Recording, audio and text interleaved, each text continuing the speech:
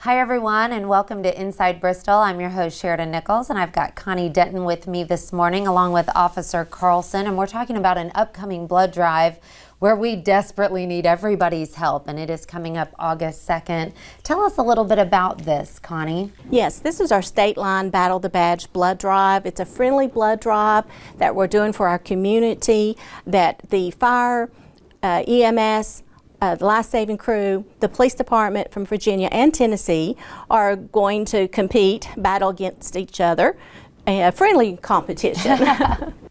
But who can donate the most blood? Yes. And this is not the first year that this has been This going is our on. second year that we're doing the blood drive, and the first year we got over 150 units of blood. So this year we'd like to have like 250, I think, is our goal. So we're excited about that. That's great, and all of the blood does stay in the region. Yes, that is correct. All of our blood does stay in the region, and right now we are at very critical levels of blood right now. O negative and O positive. So if you can donate, please donate. We're in critical level. Okay, so now I'm sure you're going to donate, right? Yes. And how do you get everybody in the department? Is this kind of a fun thing where you're like, okay, police department, let's beat the fire department? Well, it's more beating Bristol, Virginia, Gotcha. which we did last year quite Okay. handily. But I spend a lot of time in our downtown, with different businesses, seeing if they'll put these flyers up, talking with them about it, and trying to convince them to get not only the business owner but their employees to come donate, things like that. Okay, so now when they come donate, if it's someone that owns a business on State Street and they come donate, do they then say, I'm here representing this particular, fire department or police department, or how does that work? Or they're just donating? They're donating, but the way we did it last year is they got to put a little star on, Okay. Bristol, Tennessee Police Department, Bristol, Virginia, and then the fire department. So they could pick where they wanted to put their star. I think we only had one last year that went on half. Yes. They each got a point. I love that. Well, that's great. Well, I'm glad that we're doing this a second year. I do remember it last year and that it was really successful. And I guess this time of year is hard to keep blood in stock. Yes, right now everyone's traveling on vacation. The summer months hits us very hard, and that's why our inventory is very low. Our schools are not back in yet, so therefore our levels of inventory has dropped. So August 2nd, what time is the blood drive? it's going to start 10 to 5, Okay. and we'll have food trucks there. It's just going to be a fun day. I was going to say, is there anything that you need to do to prepare to come and give Yes, so blood? we want you to make sure you drink a lot of water, eat very well. That way we can really get a successful unit of blood. Great. We look Well, forward to good it. luck. I'll be cheering for you. I'll be interested. You'll have to come back and tell us about, how it went. Yes. Thank you so much. Thank Well, don't you. go anywhere. We will be right back. Hi, everyone, and welcome back to Inside Bristol. I'm your host, Sheridan Nichols, and I've got Officer Carlson with me today. He's just staying right All day here long. on the set with me. We've got lots to talk about, actually, a lot going on at the police department, starting maybe with Coffee with the Chief. We do. We're starting with Coffee with the Chief, and that's going to be on the 24th at 9 o'clock out at the golf course at Steel Creek. We decided to partner with the Steel Creek Park this time. Good time of year to be out there early in the morning, not too terribly hot yet, so we can kind of enjoy outside and kind of meet with the community, and any questions or anything like that somebody hasn't thought they wanted to ask, then they have the opportunity then. Well, and it's just a little bit more casual way to meet the chief of the police department. It is. Probably the way you want to meet him.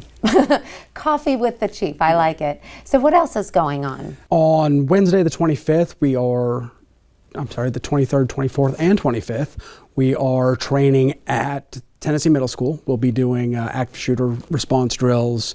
So if people see a lot of emergency vehicles there, it is a training operation. There's nothing terrible going on at the middle school. That's probably the next big thing we've got going on. Do you do those every year? Yes. Always at the middle school, or No, do you alternate? We alternate. We like doing the large building because it really makes our officers kind of work and think so they can react appropriately if that were to ever actually happen in Bristol. After that, let's see, covered that. We've got the blood drive coming up that we just discussed. And then we've got National Night Out coming up as well. And instead of the regular August 8th, we're actually holding it August 10th. Okay, mark your calendars, August 10th. And there will be more coming out about that as we get the final details hammered down about it. Great, and you can always find out more about that if you want to call the police department and or look online. Yes, or all of these. You can email me. You can contact the police department in general, and of course look at the city's Facebook page, and generally they'll have something up about events as long as we remember to send them out. And the Citizens Police Academy is also. Yes, Citizens Police Academy is starting up October 1st will be the first night of that. Again, we limit it at 20 seats. Okay. So the application, once we release the or open up the application process, then we'll need, if you want to join in this session, then get your application in as quickly as possible. And that's always a favorite for everybody that does it. They're always like, this was the best thing. You get to do ride-alongs. I mean, you get to do all sorts of really neat things. Do ride-alongs. You kind of see all aspects of the police department from the initial call with dispatch on the first night, and then we kind of work the way through to a conclusion with the range, things like that. But we work up through anything that you've seen the police department do, from drones, school resource officers, SWAT, EOD, criminal investigations. All of those things are covered during that course. That's great. Anything I'm missing? Anything else we need to add? We do have an e-bike we're getting ready to release as soon as we have the officers trained for it. So look for us zooming around on at least one e-bike for now, and as that program picks up, there'll be more of us paired up on them and just writing about the city, downtown, special events, things like that. Oh, that's great. Alrighty, well thank you. Thanks for joining us. Don't go anywhere, we'll be back in just a moment. Hi everyone, and welcome back to Inside Bristol. I'm your host Sheridan Nichols, and I've got Micah Bray joining me today, our transportation planner. And we've got some exciting news with some new sidewalks coming in thanks to a grant.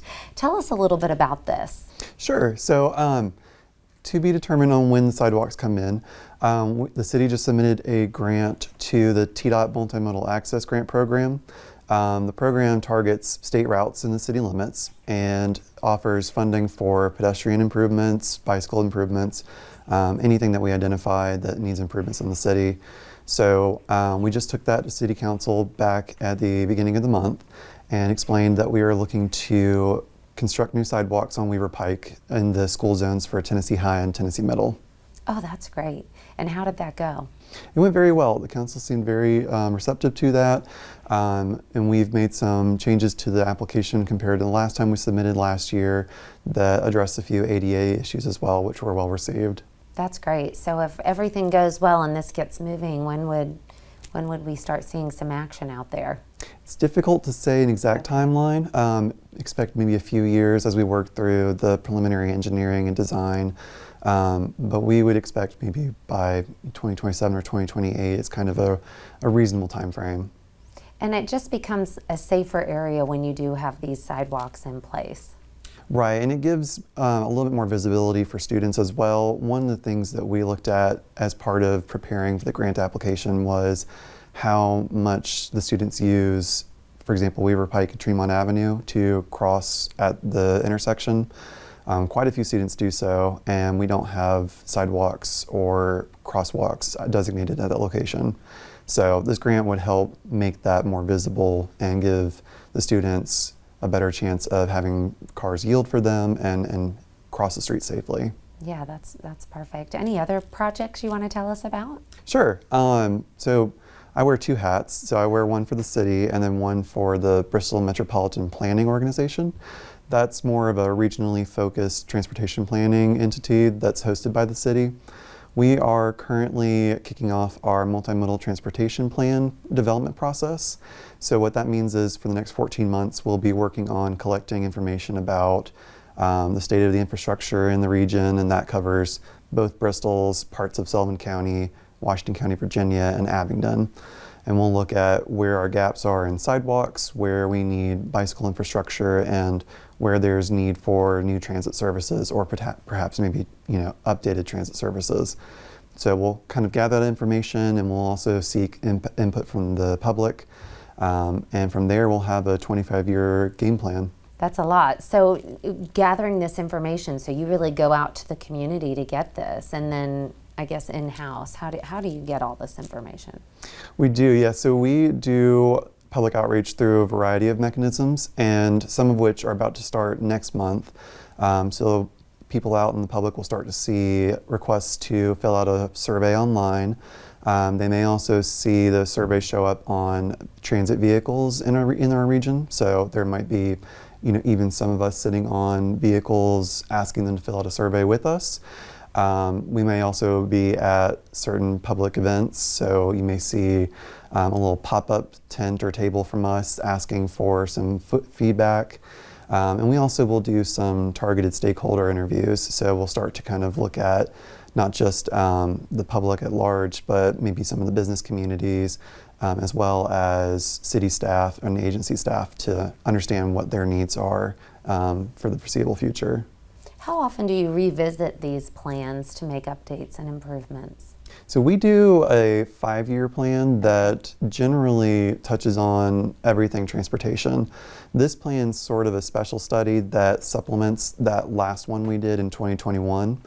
And once we complete this one, it'll give us a blueprint for those pedestrian, bicycle, and transit projects that we can feed into the next update in 2026.